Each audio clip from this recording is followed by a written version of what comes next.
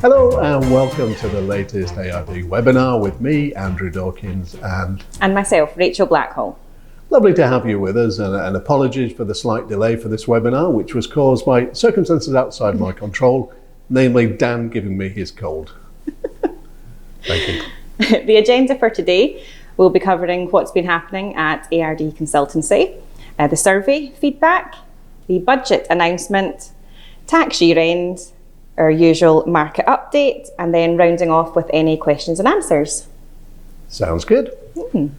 So we start off with... So, what's been happening at A.R.D. recently? Right. What has been happening, Rachel? What's been happening? So, first up, we have a name change of one of the providers that we use that some clients might have some money invested with. Once called Novia, and have now rebranded to Wealth Time. So any documentation you might receive will have this Wealth Time name and logo on it, but it's the same company. And why did they do that, Rachel?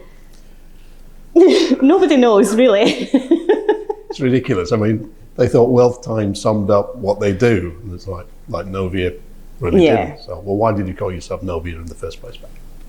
So it makes no difference, really. No, it just confuses and bewilders everybody, I think. I'm sure it cost a lot of money to do. Anyway, moving on. What else we've been doing? So many of you may know we issued a survey looking for some feedback on the services that we provide and how we can make any improvements. All comments were very much appreciated. Anybody who took the time, thank you for doing that. We've gone through lots and lots of the answers, and many mentioned Andrew's shirts. Positively. So what we're going to do today is run through some of the feedback that we got, just to clarify the points that anybody might have raised. So first up, we thought we would do a brief roundup of Meet the Team again, just to run through all of our roles within the company and who to direct some of your inquiries to. So left to right, we have Daniel, or Dan, as he's known in the office. Dan is our sales and marketing manager. He deals with... Why are we laughing?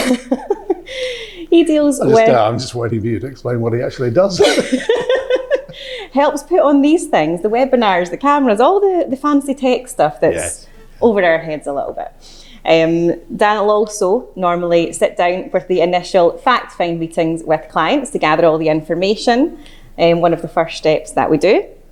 So next up we have Rachel Conroy, who works on a lot of the admin in the office. She will often be one of the first people to answer the phone or be phoning you to arrange your review meetings with Andrew. Speaking of, we have the main man himself, Andrew Dawkins, the face of A.R.D, our director and independent financial advisor. So he's the one that sits down with a cup of tea and goes through all of the findings from Daniel's fact finds, makes your recommendations and tells you where to invest your money. Is there anything else you want to add to your role, Andrew? Advisor on fashion. Obviously. Next up we have myself. I'm in charge of the compliance for A.R.D, so I make sure that we fulfill all of our regulatory obligations, make sure that we stay in business, really. Then we have Stacey Wardlaw, who prepares a lot of the reports that are sent to you, which outline all of Andrew's recommendations and where your money might be invested, and all the long terms and conditions that go along with that. Next up, we have Maureen Scott, who's our administrator, and will again be, along with Rachel, one of the first people you speak to when you contact A.R.D. Maureen prepares all of Andrew's paperwork and reports and performance charts for all of Andrew's client meetings. Lovely. Whew, right. Yes, a small and perfectly formed team. And the best table football player in that. Who's that? Well, I don't know. It sort of seems to deviate between you and Dan, doesn't it? Mo's very good at bringing up the rear.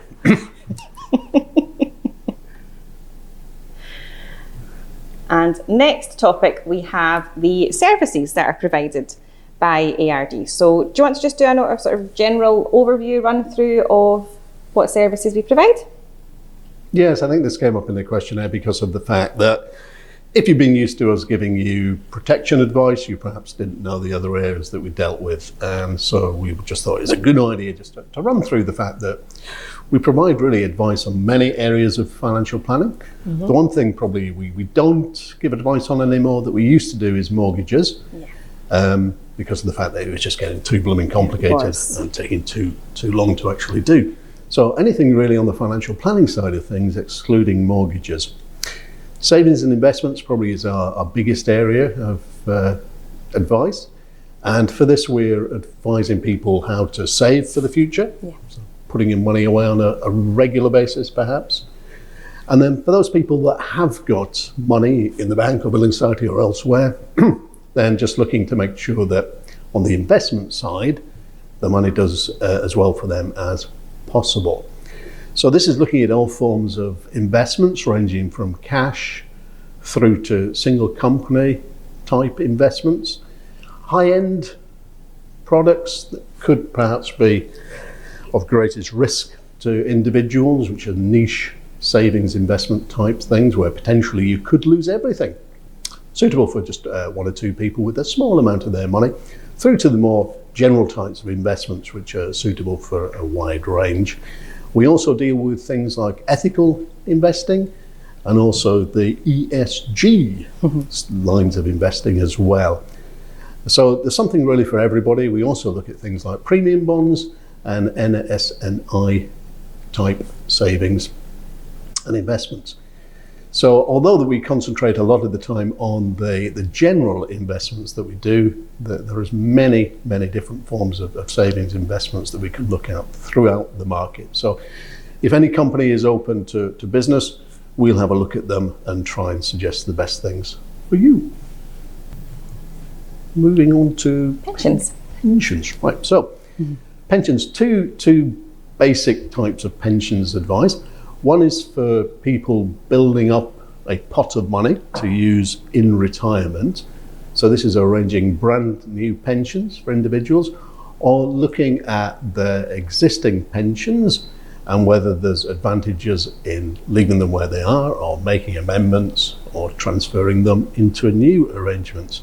So anybody with an idea to save for their retirement, pensions are very attractive because of the many tax benefits that we get, and also then can be very complicated. Yes. To say the least.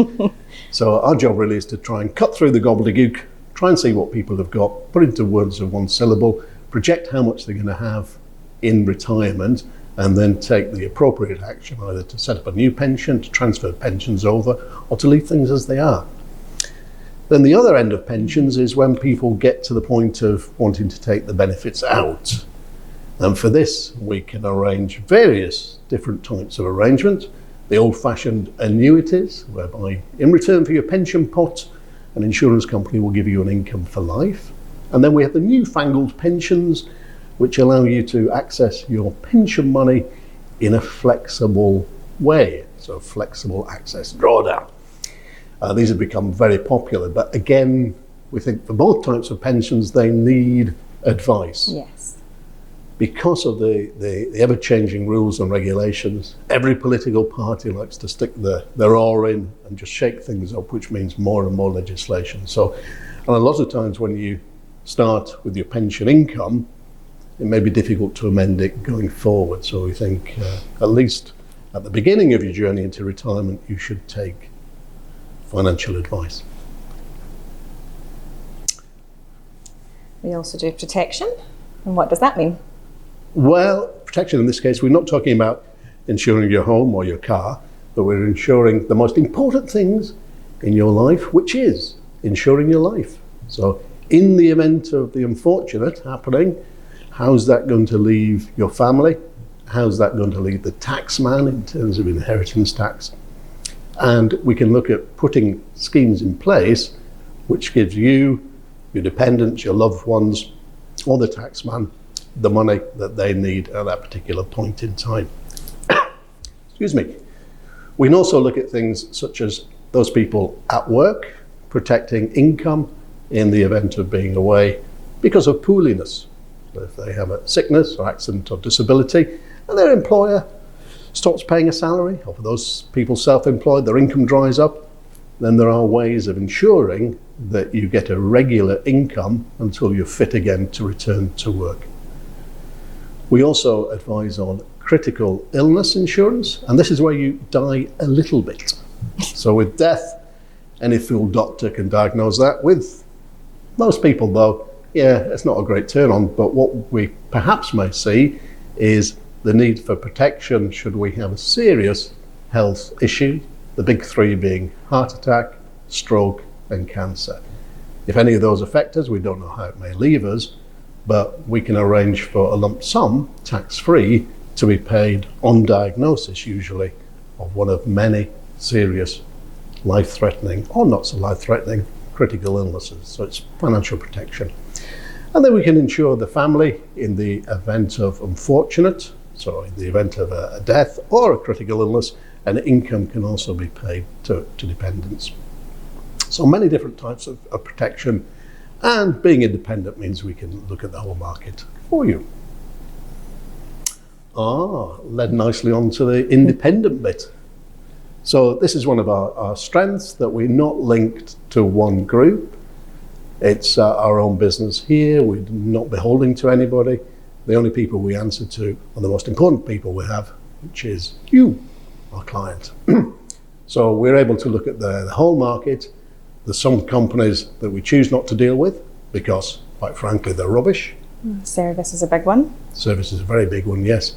And there's certain companies that are right up there, and we would choose to deal with them. But we always put you at the heart of everything, and you can be sure that whatever we're going to design for you meets your circumstances and is what we believe to be the best in the market.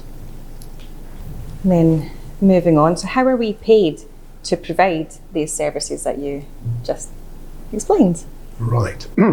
So with the protection side of things, then whoever we decide to place our clients with, the protection company will pay us a fee or a commission for placing business and doing work on their behalf to actually get the business submitted. So for protection, we're paid by the product provider. For the other services, so investment, savings, pensions, for example, we charge a fee. So it's an initial fee to actually do the work, and the fee depends on the work involved, the type of contract we're going to be arranging, and it's set in advance and agreed upon. So we never like to give anybody a nasty surprise of giving a bill when they're not expecting one. It's a competition, so therefore there's lots of financial advisors out there. Every one of them has their own fee charging structure. No two companies are alike, but no two services are alike either. So we pride ourselves on our service, but also the products that we provide. Then for ongoing work, then we charge a fee, a percentage of the money we look after on behalf of our clients. And it's the same percentage for all clients. And for that, we do all the ongoing services. We provide what we call proactive financial advice. So if we need to make changes, we'll be in touch with you. We're a point of contact. We make sure that those arrangements we set up for you are regularly reviewed, and we suggest amendments as and when required. And obviously you have access to local people. Yes. Unless you're living in Thailand at the moment, in which case you don't have access to local people. Well, not us anyway. No. Just saying. So one area that has been touched upon on the survey feedback was all of our services that we provide. Can we assist with drafting wills and power of attorney documents? So whilst ourselves at A.R.D. can't draft wills and power of attorneys, we do have relationships with a number of solicitor firms who can arrange these for you. For some of our very valued clients, we can include a will, a sort of basic will, free of charge. Power of attorneys, they are a little bit more complex, but something that we very much recommend all of our clients do get in place sooner rather than later. Once it's done, it's something that you don't need to worry about, and it can be ready to be used as and when required. Now, that does come with some additional costs, but again, a solicitor could run through all of those with you. A point to note, I think, on wills is we do get people coming in and say, look, I've moved address, or I've had a new grandchild, or whatever. Something's changed since the original will was drafted. Do I need to get a new will? And the answer quite often is no, actually you don't, because all a will is your instructions. And if you simply write a PS, ideally written down, to say, look, I would now like my granddaughter to receive £10,000 in the event of my death, it's a PS to the will. And as long as you sign that, ideally get it witnessed by somebody, put a date on there, then that will be added to your will. So at the event of you turning your toes over, that's added together with the main body of the will. So sometimes you don't need the expense of putting together a new will. Have a chat to us and we'll guide you, and we'll also consider what you should be including within the will to make financial planning that bit better. And for those of you who engage with our ongoing service will be familiar with the review meetings that we arrange, the catch-up meetings with Andrew, which are generally once a year, and we'll often reach out to you to say it's that time again. But as always, anybody who has any questions or any changes to your circumstances in between times, we're always on hand to answer or to arrange a meeting prior to when it's next due. And as those of you who have been with us a number of years will know, that if we need to make changes in the meantime, we'll be in touch with you, and we don't wait for the next annual review to be due. Yeah. And I think that's most of the feedback. But I think you said the best of last. Most of, yes. We also got some really good funny comments, so thank you for that. We should do a poll on this one to see how many clients, we had that one only once, suggest that we provide ice cream at our regular review meetings, but we're willing to give it a go. They'll be in the freezer for you next time. Excellent. Yeah, ice cream at meetings. Yeah, good idea. Right, moving on. Spring budget. What was your thoughts? Well, I think the Chancellor was going to be delivering a fairly boring, frankly, uneventful budget. I mean, he failed to come up with anything too surprising.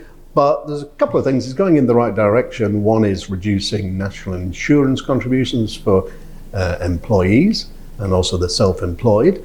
And eventually the aim is that you'll get rid of national insurance completely, because it's a very complicated tax. It sort of hits people in different ways, and goodness knows, it's just another tax, isn't it? It just makes things more complicated.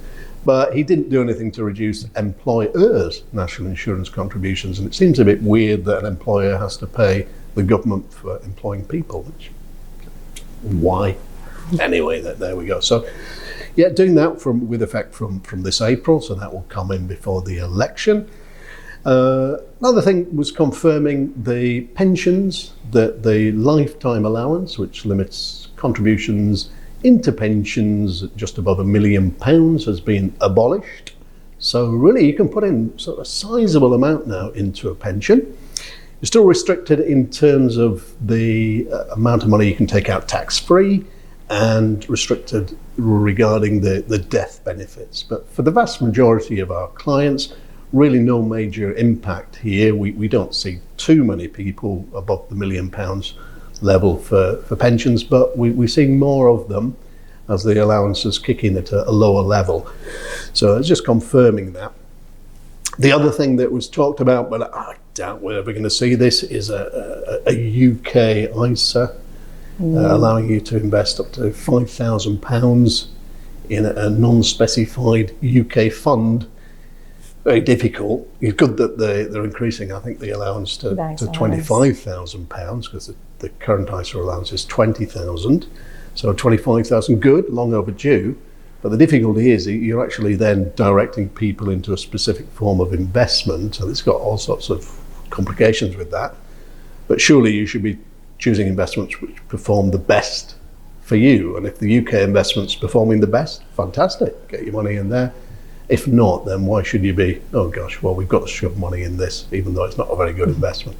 The other thing is if it's a UK-based account, so presumably based on UK-listed companies, what about when those companies get taken over by the Yanks or by the other countries? Therefore, do they no longer qualify, or is it, if they do a sizable amount of their business in the UK, that's fine? So lots and lots of questions. Great that they're increasing or thinking about doing it, but whether we'll see it, because by then, next year, we'll probably have a new, well, a change of government in all likelihood. So step in the right direction, but there we are. Freezing of most of the allowances. So unfortunately, it does mean that for capital gains tax, it's going to be more of an issue, because the allowance from the 6th of April reduces to just £3,000, whereas a year and a bit ago, it was 12,300, so a real drop in that. Personal allowances aren't increasing, they've been frozen, so we see more and more people have been put into tax bands that they wouldn't have been in a few years ago if the allowances have been right by inflation. So yeah, very, very, very, very dull. But the thing we need to do, and he mentioned it right at the beginning of his speech, is increase productivity.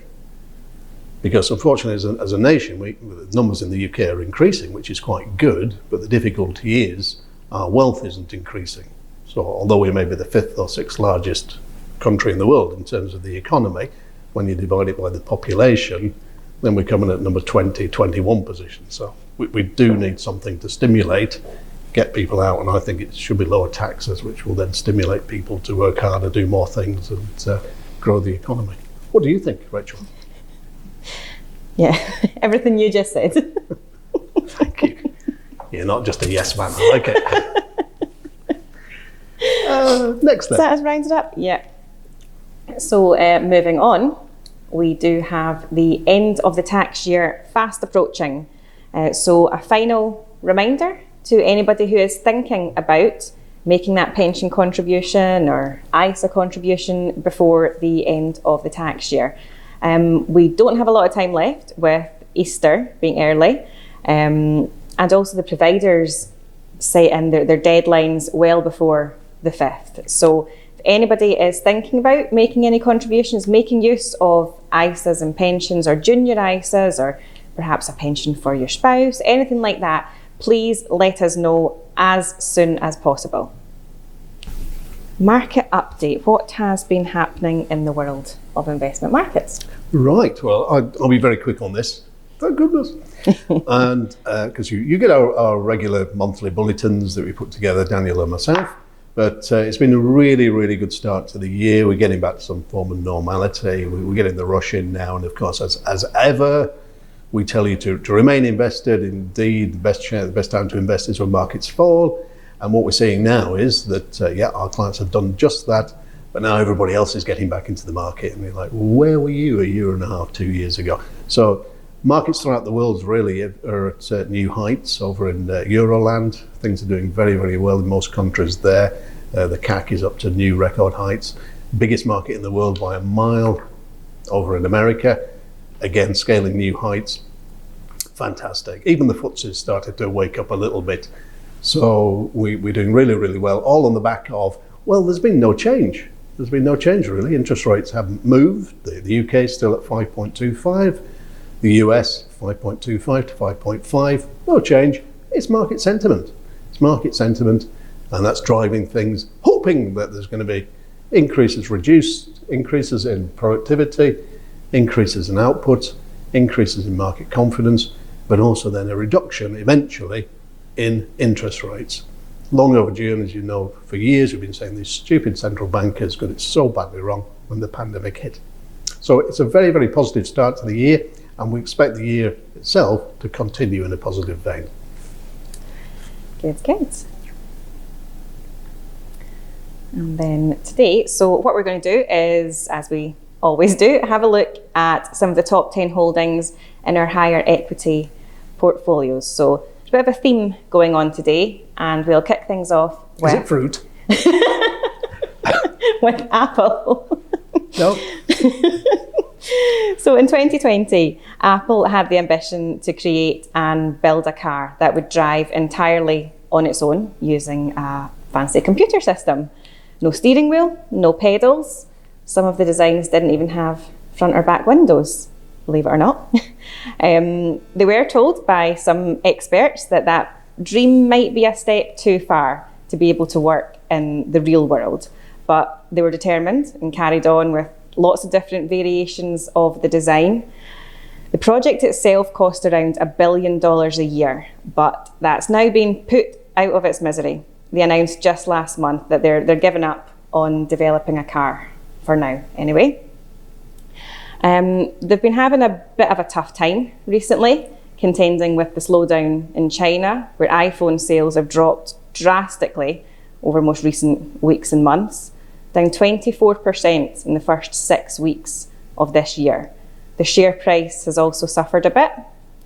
On a positive note, they are in talks with Alphabet or Google to build their what's called Gemini AI engine into the new iPhones to try and power new features and software. But it seems that Apple are still looking for their next big thing, and the car doesn't look like it's going to be it. Ah. Next up, we've got Microsoft, the largest company in the world, probably best known for their Windows and Office systems. But as with most tech companies nowadays, they are investing heavily into AI, this term that we're hearing everyone talk about. They've recently appointed a British, in fact, AI developer who's going to head up and expand on their new team of experts who are vastly... Is that UK? Is that Daniel, by any chance? No, we're keeping him. So that department is expanding massively, continuing to develop and advance on the AI technology that they already have in place. Microsoft are still holding top spot in our top 10 holdings of the high equity portfolio. They haven't really made a lot of headlines other than the AI side of things recently. They're pushing forward with the integration of the technology which is behind ChatGPT into their suite of Excel, Word, PowerPoint and Outlook. So I think that's going to change the way that we work massively in the future. And then we're rounding off with the third and final company for today. We couldn't speak of AI and not mention NVIDIA. Was that the theme? Did you not get that? One of the biggest names in the tech world recently, certainly the most successful. They've pioneered in developing graphics chips for PCs and video games early on, but now their chips are dominating the market for all these complex computer tasks that are needed to power the AI applications that all these big tech companies are starting to or trying to roll out. Tech overall had a pretty good year, pretty successful 2023, but NVIDIA in particular continued to rally well into 2024. As you can see on this chart here, their shares have gone up 79% in the start of this year alone. So this upsurge has gained them third position in the world's largest company, behind Microsoft and then Apple, continuing with our theme for today. I see another one. It's all coming together. Top 3 companies in the world by market size. Yes, and all 3 of them are in our top 10 holdings. NVIDIA have around 80% share of the market and don't show any signs of slowing down anytime soon. They've just announced a new chip which they say can do some tasks 30 times faster than its predecessor. So we'll see where this world of AI takes us. And that brings us on to questions.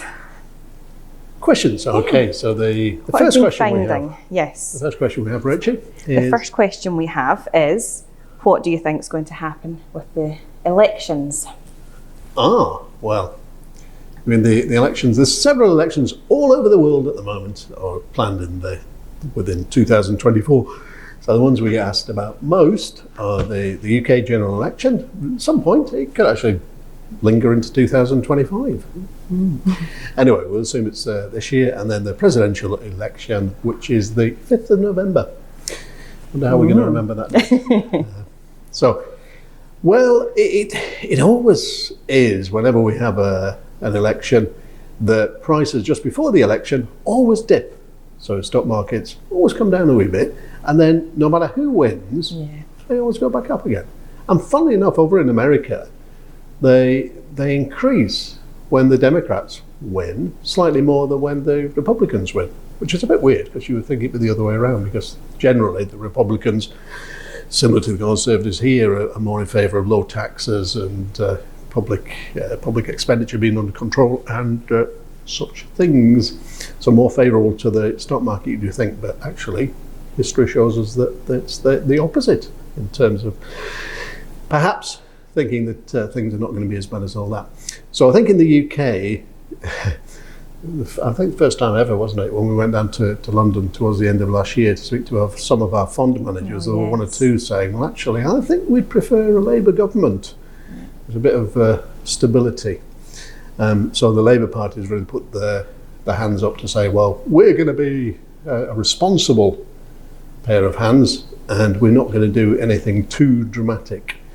I think the thing is that we do need something dramatic to happen, because the economy needs to grow. So in the UK, at least, I think it's going to be more of a similar ilk in terms of continuing high taxes, public expenditure, which really is at high levels, no major changes, no major incentives, and it's going to be much the same whichever party gets through.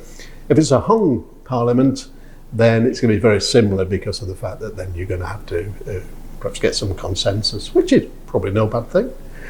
And over there in US land, well, it's funny, because Joe Biden at the start of his presidency was saying that he was going to be a green, going to be more environmentally friendly. Well, actually, America is pumping more oil and shale out of the ground than ever before. Drill, baby, drill. That was Donald Trump's message.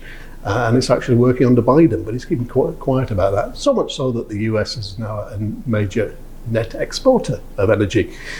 Tariffs on Chinese companies have got worse under Biden. So Donald started them. I'm not sure tariffs really are that good for the world, because we want to encourage world trade rather than reducing it. So again, is there much of a difference? Is there much of a difference between the two of them?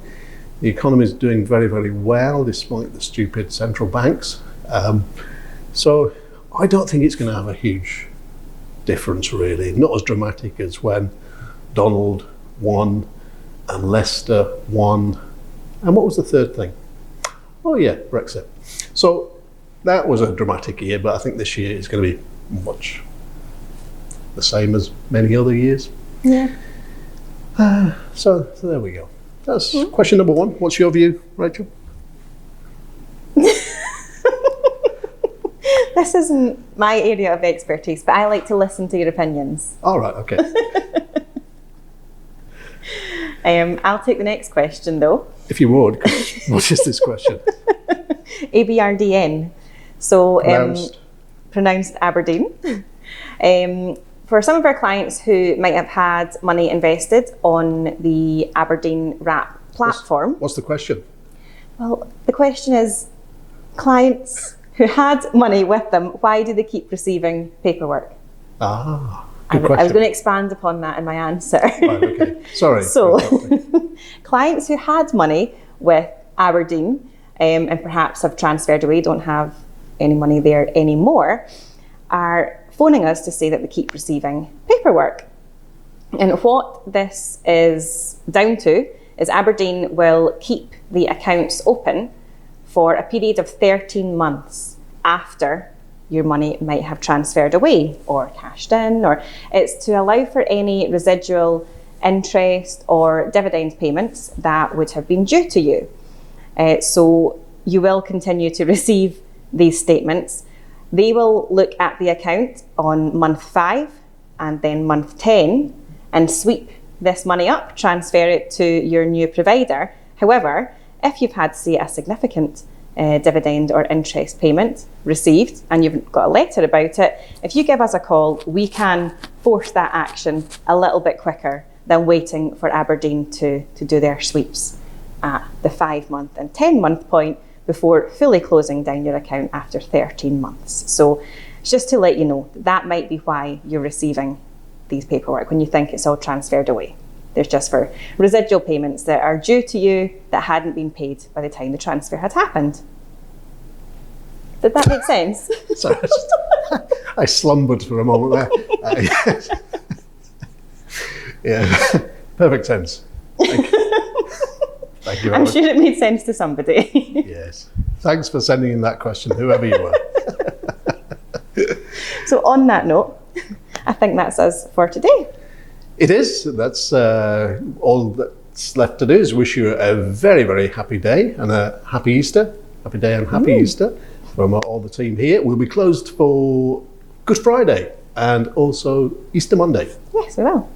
The weekend we'll be working though. Thank you. Thank you very much for tuning in.